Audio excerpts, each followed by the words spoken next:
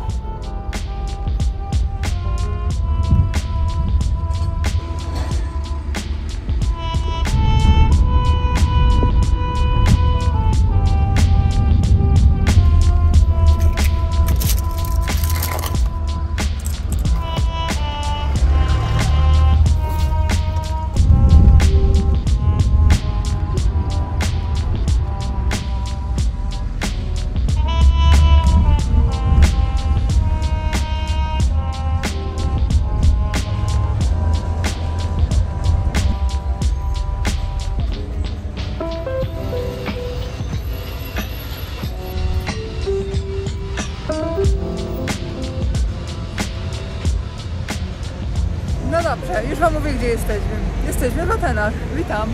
Co tutaj robię? Jak to w transporcie często bywa, załadunek się opóźnił, co w sumie w Grecji. Grecja to jest taki kraj, do którego jeżdżę raz w roku, ze względu na to, że żeby dojechać do Grecji, trzeba przejechać granicę z Rumunią, granicę z Bułgarią, oczywiście zależy skąd się startuje i generalnie dla kierowców ciężarówek to są mega problematyczne tematy z tego względu, że Bułgaria na przykład czy Rumunia nie należą do strefy Schengen, co oznacza, należą do Unii Europejskiej, ale nie należą do strefy Schengen, co oznacza, że na granicach tych krajów są kontrole. Jak są kontrole?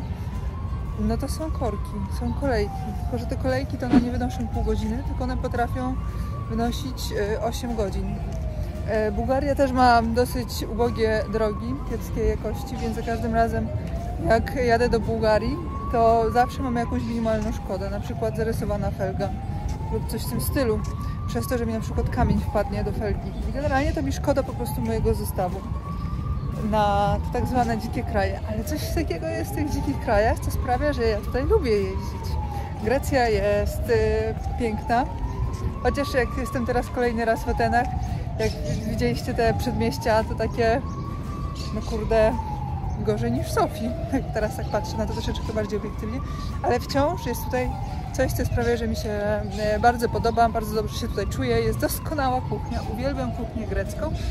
Jakbym miała jeść w jakiejś restauracji w Polsce czy gdzieś w Europie, to ta kuchnia grecka nie zachwyca, ale tutaj zachwyca, to mi się bardzo podoba. Byłam już kiedyś w Atenach, też przy okazji właśnie weekendu, wtedy to był weekend chyba, nie? Wtedy był weekend w Atenach, więc generalnie byłam już w Atenach. Już Ateny, te takie główne zabytki ateńskie mam zwiedzone. Dzisiaj było popołudnie wolne, więc stwierdziłam, że no, szkoda nie wykorzystać. Nie wiadomo, kiedy następnym razem pojadę. Pewnie nie w tym roku, bo tak Wam powiedziałam, jeżdżę raz w roku.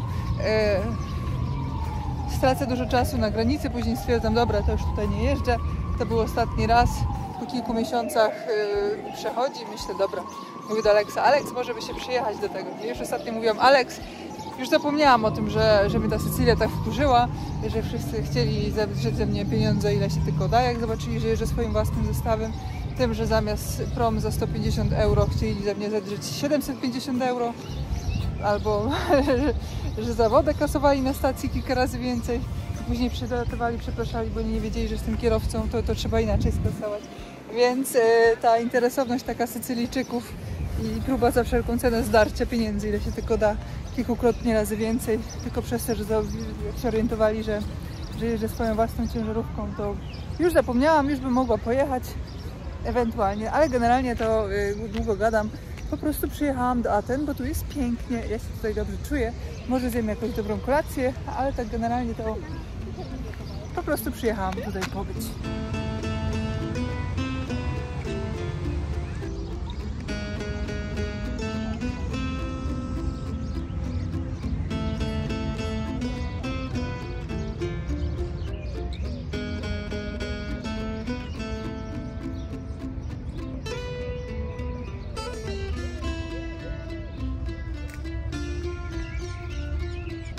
Wiecie w ogóle, gdzie jesteśmy? Ja generalnie to nie jestem wielką fanką odwiedzania ogrodów botanicznych, ale dzisiaj jak jakoś tak popatrzyłam, siedziałam w Olwim na parkingu, stwierdziłam, że jest bezpieczny, jest ogrodzony, jest wszystko ok i stwierdziłam, że jak popatrzyłam na mapę, myślę, dobra, to już nie będę chodzić tam, gdzie już byłam. Zaczęłam patrzeć na mapę i patrzę, Narodowy Ogród Botaniczny. Jakoś mi się to spodobało, stwierdziłam, no to jadę tam, no to jestem tutaj i powiem wam, jak tutaj pięknie pachnie. Po zimie, po takiej zimnej zimie, poczuć w końcu taki zapach kwiatów, no to jest fajnie, pięknie to pachnie. Jeśli myślicie, że wiem, gdzie idę, to się mylicie. Jeżeli myślicie, że wiem, o czym będzie ten odcinek, to też jesteście w błędzie. Ja się tak czasami lubię powłóczyć. Gdzie wylądujemy? Zobaczymy.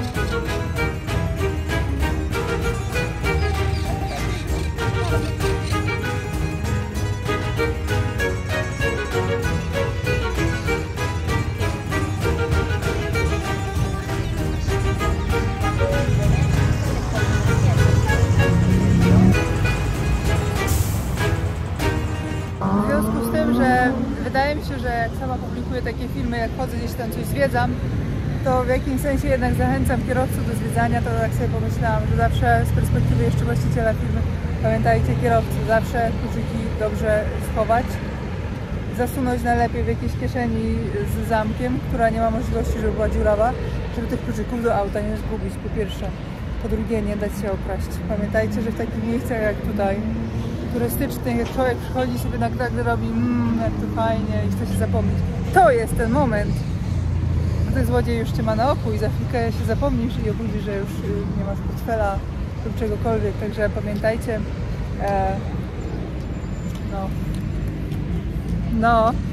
zawsze może zginąć.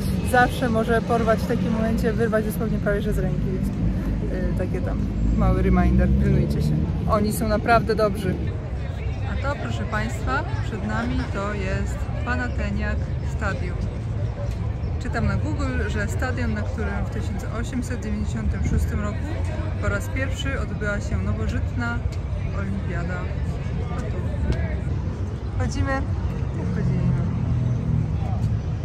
Ale się nagramy na tle, żeby nie było. Widziałam. Idziemy dalej.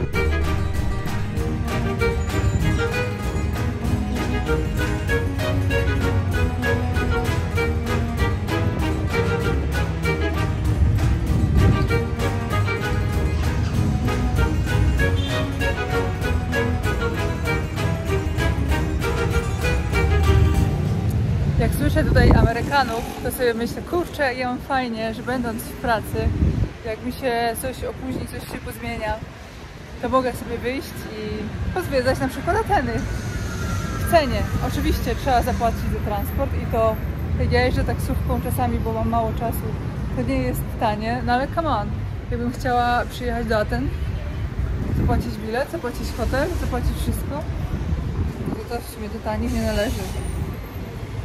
A ile można siedzieć w Atenach? No come on. Idę sobie jak nigdy nic, a nagle coś tam sobie filmuję. Patrzę, ładne budynki. Chodzi pani policjantka. Czy mogę pani jakoś pomóc? Myślę sobie, o, znowu ambasady. Znowu trafiłam w ulicę z ambasadami. Oczywiście, że nie chciałam, ale jakoś mi się tak zawsze, często mi się zdarza tak właśnie wejść i zobaczyć coś ładnego na budynku ambasady. Oczywiście gdzieś tam ogrodzeniu czy coś. Jeszcze nie wiem, że to ambasada. I za chwilkę podchodzą do mnie policjanci. Mnie to kiedyś z jakiegoś szpiega międzynarodowego wezmą normalnie za te ambasady.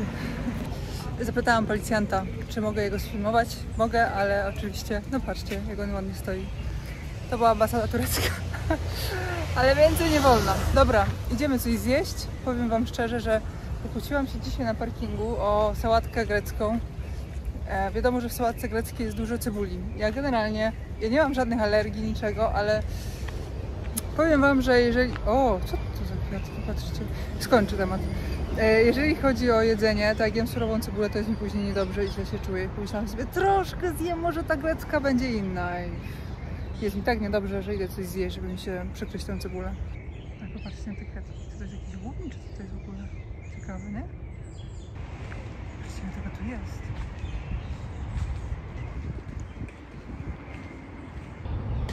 Taka puszcza. Po prostu jest puszcza w Grecji. Dokładnie na temat.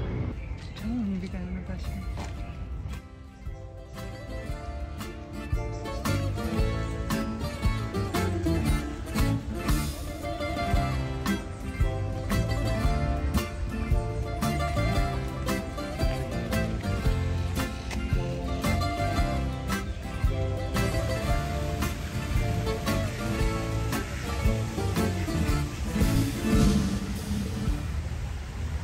Google mówi, że to jest bardzo dobra restauracja. Zobaczymy.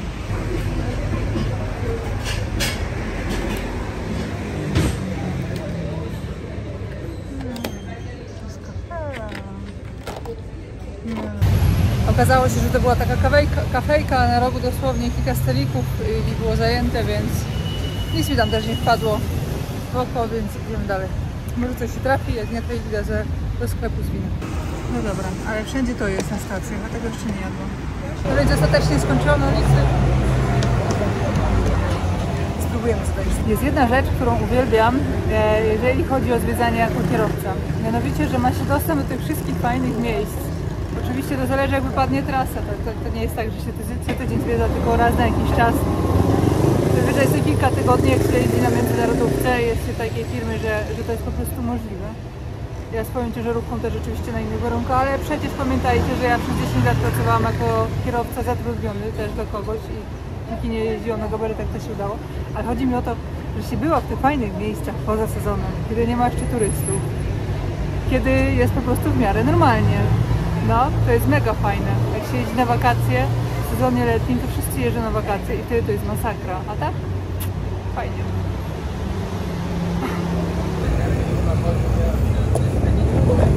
Oczywiście, że Fredo. Czyli zmiksowane espresso i lód. No i próbujemy to.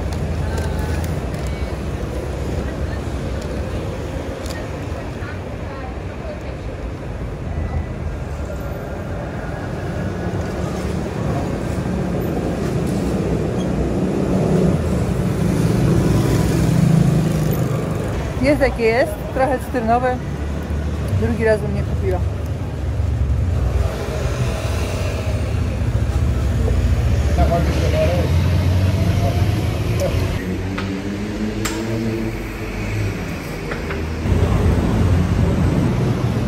No, nie dało się powiedzieć.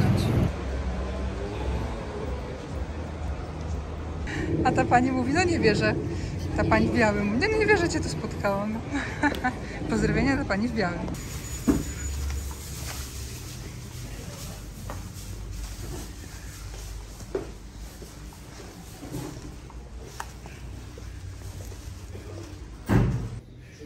Dobrze, że tu przyjechałam. W centrum te sklepy z winami były mega drogie, więc wzięłam taksówkę. Już tak w połowie drogi do parkingu znalazłam sklep z winami i tutaj są zupełnie normalne ceny już, więc no, 19 win kupiłam. Jadę dopiero jutro, więc dostałam w ramach rabatu lampkę wina. Czekam na taksówkę na ulicy. No i piję wino. No.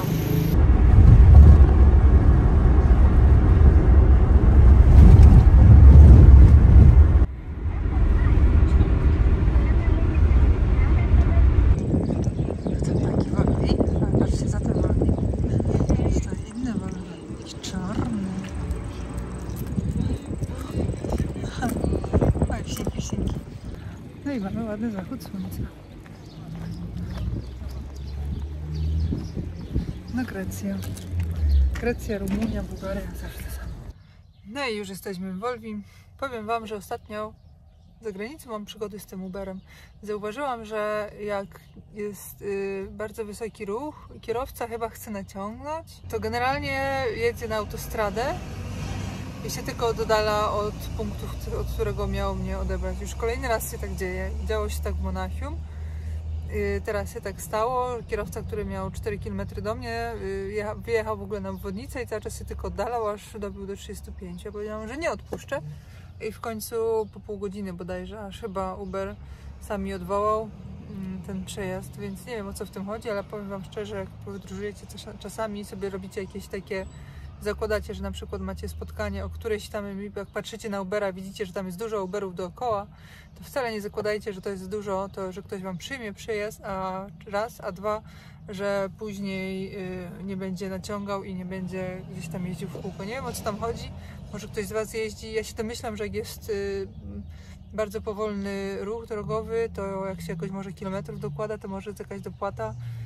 No nie wiem. Nie wiem, o co w tym chodzi, ale powiem Wam szczerze, że nie można na tym polegać, więc ostatecznie skończyło się tak, że poprosiłam tą panią ze sklepu, żeby mi zamówiła taksówkę. Ona zamówiła taksówkę. Taksówka była w ciągu 3 minut.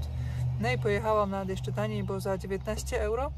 A Uber mi zablokował 24 euro. To oczywiście też różnica godzin, bo to już było pół godziny różnicy, no ale wciąż taniej, więc coś ciekawe właśnie tutaj w Atenach widzę, że taksówki, jak się zamawia Ubera, to przyjeżdżają taksówki. Jakaś jest tutaj taka umowa, widać. Czy ci taksówkarze są wszyscy też alternatywni do Ubera podpięci? Nie wiem o co w tym chodzi, ale coraz częściej widzę, że Uber jest całkowicie nieopłacalny, a przede wszystkim nie można na nim polegać. Człowiek sobie coś założy, wcześniej popatrzy, widzi, że trochę tego jeździ, a przychodzi co do czego, to zamawia, długo czeka, jak ktoś w końcu potwierdzi, to później tylko jeździ w kółko i naciąga i nie polecam.